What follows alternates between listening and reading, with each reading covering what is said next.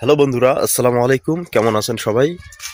তো ভিউয়ার্স, আজকে আমি আপনাদের সামনে জটিল একটি বিষয় নিয়ে আলোচনা করব, যে বিষয়টি আসলে ইউটিউবে অন্য কোনো কন্টেন্ট ক্রিয়েটর আপনাদেরকে বলেছে কিনা তা জানি না, কিন্তু আজকের বিষয়টি হচ্ছে গাঁজাকে নিয়ে। আসলে মানুষ গাঁজা কেন সেবন করে এবং কেন মানুষেরা গাঁজা থেকে বেরিয়ে আসতে পারে না, ঠিক আছে? আর গাঁজা আমাদের শরীরের জন্য কতটুকু উপকার করে এবং কতটুকু অপকার করে, তো আজকের ভিডিওতে আপনারা সেটি জানতে পারবেন। তো এজন্য ভিডিওটি আপনাদেরকে অনুরোধ করব শুরু থেকে শেষ পর্যন্ত দেখবেন এবং আমার কথাগুলো ভালোভাবে শ্রবণ করার চেষ্টা করবেন। তো বন্ধুরা, গাঁজা হচ্ছে এমন একটি মাদক যেটি আসলে উদ্ভিদ জাতীয়, যেটিকে আসলে প্রসেস করে তামাকের মাধ্যমে সেবন করা হয়। তো এখানে দেখা যাচ্ছে যে গাঁজা অল্প পরিমাণ যারা খায় তারা কিন্তু ঠিক থাকে, কিন্তু কিছু কিছু মানুষ আছে যারা সেই অল্প পরিমাণের পরিবর্তে এত পরিমাণ গাঁজা খায় যে সেই গাঁজা খাওয়ার ফলে তাদের মতিভ্রম হয়, তারা ভুলে যায় যে তাদের জীবনের লাইফস্টাইল, ঠিক আছে? অর্থাৎ তারা যদি পড়াশোনা করে তাহলে কিন্তু তারা সেই পড়াশোনার লাইন থেকে কিন্তু বিচ্যুত হয়ে যায়, তারা কখনোই কিন্তু সেই পড়াশোনা করতে পারে না, ঠিক আছে? তো এরপরও গাঁজা যারা খায় তাদের মতিভ্রম হয়, অর্থাৎ একটা কথা মনে হচ্ছে, অর্থাৎ আমি একটা কথা জানলাম অথবা আমি একটু পড়াশোনা করলাম, কিন্তু পড়াশোনা করার পর পরবর্তীতে দেখা গেল যে আসলে সেই পড়াশোনা করার পরেও মানে পরের দিনে সেই পড়াটা আমাদের মনে থাকতেছে না, ঠিক আছে? তো দেখা যাচ্ছে যে গাঁজার মাধ্যমে কিন্তু আসলে মতিভ্রম হয়। নেক্সট যেটা কাজ ক্ষতি হয় গাঁজা খেলে সেটি হচ্ছে, আমরা যারা গাঁজা খায় আর কি, তারা আসলে তাদের মস্তিষ্কটা এমন হয়ে যায় যে যখন তারা গাঁজা না পায়, অর্থাৎ গাঁজা তাদের হাতে না আসে, তখন তারা উদ্ভটের মতো আচরণ শুরু করে দেয়, ঠিক আছে? তখন তারা টাকা পয়সা যেখানে পাক না পাক সেখান থেকে ম্যানেজ করে তারা কিন্তু গাঁজা সেবন করে। দ্বিতীয়ত হচ্ছে ধর্মীয় দিক থেকে, হ্যাঁ। তো আমরা যদি ধর্মীয় দিক থেকে ধরি তাহলে কিন্তু গাঁজা খেয়ে কখনো আমাদের ইবাদত হয় না, অর্থাৎ গাঁজা খেলে আমাদের মাথার ভিতর একটা পিনিক কাজ করে, ঠিক আছে? সেই পিনিক কাজ করে, যার কারণে আমরা যদি গাঁজা খাওয়ার পর যদি ইবাদত বন্দিগির দিকে যাই তাহলে কিন্তু কখনোই আমাদের সেই ইবাদত বন্দিগিটা কিন্তু হয় না, ঠিক আছে? আর তৃতীয়ত যে বিষয়টা হয়, আমি গাঁজার আজকে 10টি বিষয় আপনাদেরকে তুলে ধরবো। তো তৃতীয়ত যে বিষয়টি হয়, বিষয়টি হচ্ছে আমরা গাঁজা যখন খাই, অর্থাৎ আমরা অর্থাৎ আপনারা যখন গাঁজা সেবন করেন, ঠিক আছে, আমরা যখন গাঁজা সেবন করি তখন আসলে আম, আমরা যখন মা বাবার কাছে যাই, ঠিক আছে, অর্থাৎ একটা ভালো পরিবেশে, ভদ্র পরিবেশে একটা মিটিং আমরা অংশগ্রহণ করলাম অথবা আমরা একটা ক্লাসরুমে অংশগ্রহণ করলাম, তখন দেখা যাচ্ছে যে আমরা সেই মিটিংয়ে বা সেই ক্লাসরুমে স্যারেরা কি বোঝাচ্ছে, ঠিক আছে, আমরা কিন্তু তাদের মুখের দিকে ফ্যাল ফ্যাল করে তাকিয়ে আছি, কিন্তু সে কি বুঝাচ্ছে, মাথা বুঝাচ্ছে না মুন্ডু বুঝাচ্ছে, আমরা কিন্তু সেটা আসলে গেস করতে পারি না, ঠিক আছে? তো এই জন্য অবশ্যই অবশ্যই গাঁজা আমাদের জীবনের জন্য অত্যন্ত অত্যন্ত অপকারী, ঠিক আছে? শেষমেশ চতুর্থ পঞ্চম পর্যায়ে আমি আপনাদেরকে যে কুফলের কথা বলবো সেটি হচ্ছে, যারা গাঁজা খায়, ঠিক আছে, তারা কিন্তু অধিকাংশই সিজোফ্রেনিয়া রোগে ভোগে। সিজোফ্রেনিয়া রোগটা হচ্ছে, এই রোগটা আমি বলবো যে এখানে ডোন্ট কেয়ার মুডে ওরা চলে। ডোন্ট কেয়ার মুডে চলে বলতে কি, তারা ছেঁড়া জামা কাপড় পরে চলে, তারা ছেঁড়া জামা কাপড় এবং উস্কো খুস্কো চুল, এবং তারা দাড়িটা পর্যন্ত কাটে না, ঠিক আছে, দাড়িটা পর্যন্ত কাটে না। এবং তারা যেভাবে চলাফেরা করে সেটা হচ্ছে সেও আসলে ডোন্ট কেয়ার মুডে চলাফেরা করে, যদিও বা তার কিছুই নাই, ঠিক আছে, তার কোনো অর্থ সম্পদ, সে কোনো ভদ্র সমাজে মিশতে পারে না, তারপরেও সে কিন্তু আসলে রাজার বেশে চলাফেরা করে, ঠিক আছে?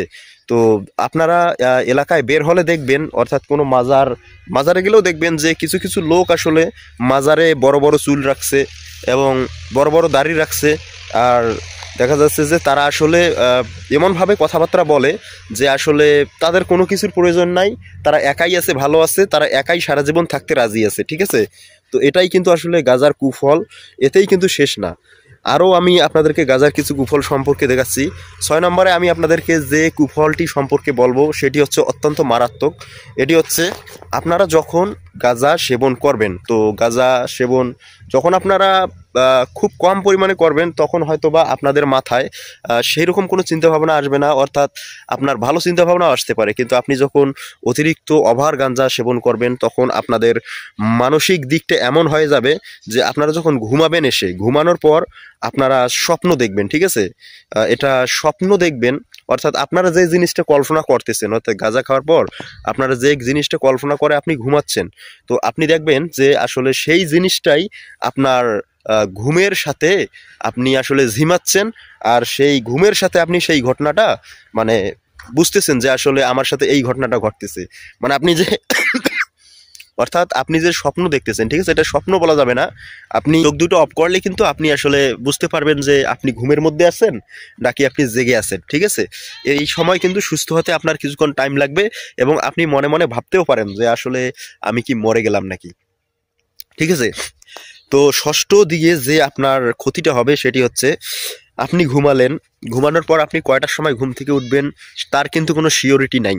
এবং আপনি ঘুম থেকে উঠে আপনার বাড়ির ফ্যামিলির, আপনার মা বাবা, আপনার দাদা দাদি, ওদের সাথে যখন আপনি কথা বলবেন, তখন কিন্তু আপনি যখন কথা বলতে যাবেন, ঠিক আছে, তারপর আপনার মুখ দিয়ে কিন্তু কথা বের হবে না, কথা বের হবে কিন্তু কথাগুলোর যে ভয়েস, আপনার ভয়েসগুলো আলাদা রকম হবে, যে ভয়েসগুলো আসলে একটা সুষ্ঠু সাধারণ মানুষ কিন্তু সেই ভয়েসগুলো ইউজ করে না, ঠিক আছে? আর ষষ্ঠত হচ্ছে তারা আপনার চোখের গাঁজা খেলে নাম্বার ওয়ান যে ক্ষতিটা হয় আমি আপনাদেরকে বলবো সেটি হচ্ছে চোখের প্রবলেম।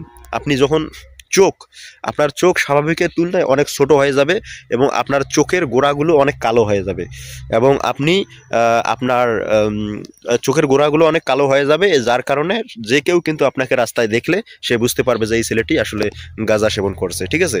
তো অষ্টম যে বিষয়টা হচ্ছে, আমি আপনাদেরকে 10টি বিষয় বলবো। অষ্টম বিষয়টা হচ্ছে গাঁজা খাওয়ার পর, ঠিক আছে, গাঁজা খাওয়ার পর আপনাদের যে ভিতরে যে লাংস আছে, ফুসফুস আছে, এবং আপনাদের যে গলা আছে, তো অতিরিক্ত গাঁজা খাওয়ার পর এই যে লাংস ফুসফুস, যারা কলকিতে অর্থাৎ বাসিতে গাঁজা সেবন করে, তাদের লাংস ফুসফুস এতভাবে জাম লাগে যে তারা যখন ঠান্ডা পানি খায়, ঠিক আছে, তখন পানিটা খাওয়ার সময়ও কিন্তু তাদের গলাতে লাগে। আর সেই কাজটা হচ্ছে শুষ্ক কাশি, সেই কাশি সারতে কিন্তু অনেক সময় লাগে। আসলে কোনো ট্যাবলেট বা ভালো কোনো রেজিস্টার ডাক্তারের পরামর্শ ছাড়া সেই রোগ কিন্তু আসলে সারে না। এজন্য আপনাদেরকে একটা রেজিস্টার ডাক্তারের শরণাপন্ন হতে হবে, এবং হওয়ার পর সেইখান থেকে আপনারা ঔষধ ক্রয় করার পর আপনারা যদি সেইটা সেবন করেন, তাহলে কিন্তু আপনারা অবশ্যই কিছুদিনের জন্য হলেও কিন্তু আপনারা সেই কাশি থেকে আপনারা পরিত্রাণ পেতে পারেন। এরপর আপনাদেরকে নবম যে বিষয়টা বলবো সেই বিষয়টা হচ্ছে, আসলে গাঁজা সেবন করলে অনেকেই আছে যারা মানে মানুষের সাথে ভালো বিহেভ করতে পারে না।